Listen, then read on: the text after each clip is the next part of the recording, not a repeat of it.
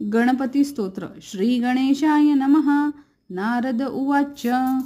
प्रणम्य शिरसा देवं गौरीपुत्रं विनायकं भक्तावासं स्मरे नित्यं आयुकामार्थसिद्धये प्रथमवक्रतुण्डच्च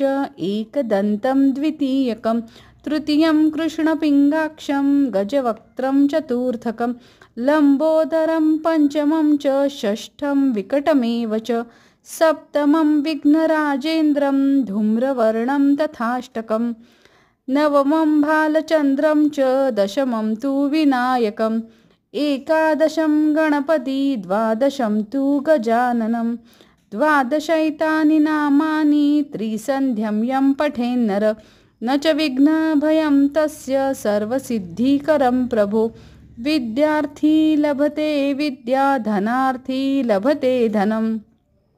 पुत्रार्थी लभते पुत्रान् मोक्षार्थी लभते गतिं